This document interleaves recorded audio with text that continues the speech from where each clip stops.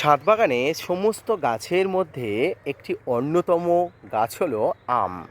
আম গাছ সাধারণত আমাদের বাড়ির আশেপাশে প্রচুর সংখ্যক থাকে এবং এই সময় এই সমস্ত আম গাছগুলো সিজনাল আম গাছগুলোতে প্রচুর পরিমাণ ফুলও এসছে, অর্থাৎ মুকুলও এসছে। তবে ছাদ বাগানে আমরা যে আম গাছগুলোর পরিচর্যা করি সেগুলো কিন্তু সাধারণ আমের জাত নয়, সেগুলো কিন্তু ভালো উন্নত জাতের আমের জাত। আর এই মুহূর্তে ছাদ বাগানে যে আমটি দেখতে পাচ্ছেন এটি হলো কাটিমনি আমের গাছ।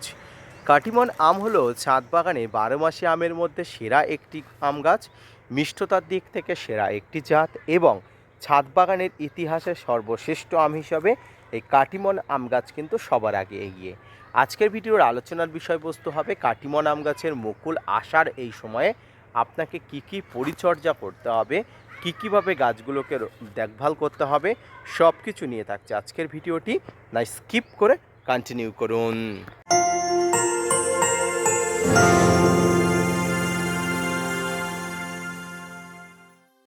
কাটিমন আম গাছের পরিচর্যা সম্পর্কিত তথ্য দিতে গিয়ে আপনাকে 3টি পর্যায়ে ভাগ করব। প্রথম পর্যায়ে গাছের গোড়াতে তরল খাবার দেওয়া, দ্বিতীয় পর্যায়ে গাছের সমগ্র পাতাতে অর্থাৎ এই যে শাখা পোশাখাতে গাছের সেই বিভিন্ন ধরনের স্প্রে বা ফাঙ্গিসাইড ব্যবহার এবং তৃতীয় পর্যায়ে গাছের বিভিন্ন নিউট্রিশনের অভাব পূরণ। প্রথমেই বলি, আপনার একটি ছাদ বাগানে থাকা কাটিমন আমের গাছ বা 12 মাসি যে কোনো আম গাছ আপনাকে অবশ্যই নজর রাখতে হবে গাছের কোন সময়ে মুকুল আসে। সেই সময়ের আগে গাছে কিন্তু অতিরিক্ত খাবার দেওয়া বন্ধ করতে হবে। অতিরিক্ত খাবার গাছের পক্ষে অত্যন্ত ক্ষতিকারক, বিশেষ করে এই সময়। ক্ষতিকারক বলতে এটাই, এই সময় গাছের জল এবং খাবার অতিরিক্ত দিয়ে ফেললে গাছে কিন্তু ফুল আসার পরিবর্তে নতুন পাতা আসে। এতে গাছের হয়তো স্বাস্থ্যবান হবে কিন্তু আপনি ফুল পাবেন না, আশানুরূপ ফল তো দূরের কথা। তাই গাছের গোড়াতে আপনি একটু টেনে টেনে জল দেবেন। যদিও মার্চ মাস পড়ে গেছে, একটু গরমের তীব্রতা বাড়ছে, তবুও গাছের মাটিটা দেখুন এই অবস্থা যে শুকনো আছে, এই অবস্থা হলেই তবেই কিন্তু জল দেবেন। এর পাশাপাশি গাছের গোড়াতে কোনো প্রকার খাবার দেবেন না, শুধুমাত্র এই সময় গাছে আপনি পটাশ এবং ফসফেটের একটা মিশ্রণ আপনি দেবেন। পটাশ এবং ফসফেট বলতে 0050 যে পটাশ সেটা জলে গুলে গাছে স্প্রে করবেন এবং গাছের গোড়াতে আপনি লাল পটাশ অবশ্যই জলে গুলে যে জলটা দেবেন সেখানেই কিন্তু দিয়ে দেবেন। এবং হিউমিক অ্যাসিড অবশ্যই মাটিতে হিউমাসের পরিমাণ বাড়ানোর উদ্দেশ্যে আপনি ফলিয়ার বা এই যে গুঁড়ো হিউমিক অ্যাসিড আছেন এগুলো কিন্তু দিতে পারেন।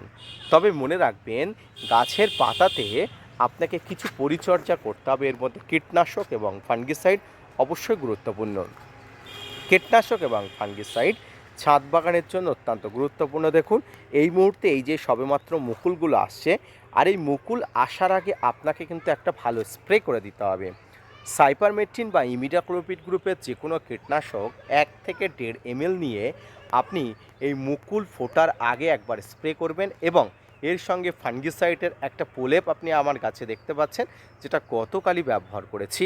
অবশ্যই আমি কীটনাশক এবং ফাঙ্গিসাইড একত্রে দিয়ে স্প্রে করা কিন্তু একবার হয়ে গেছে।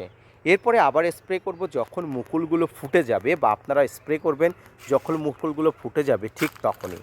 মনে রাখবেন, এইভাবেই কিন্তু আপনাকে অবশ্যই স্প্রে করতে হবে। না হলে যদি এই মুকুলগুলো এমন অবস্থায় আসে যেমনটা দেখতে পাচ্ছেন, এই মুকুলগুলোর ওপরে স্প্রে করলে পলিনেশনের হার বৃদ্ধি পাওয়ার পরিবর্তে কমে যাবে এবং মুকুলগুলোর থেকে যদি কীটনাশকের কটু গন্ধ বেরোয় তাহলে পলিনেশন হবে না, সেক্ষেত্রে ফল ধরার সম্ভাবনা অনেক অংশে কমে যাবে।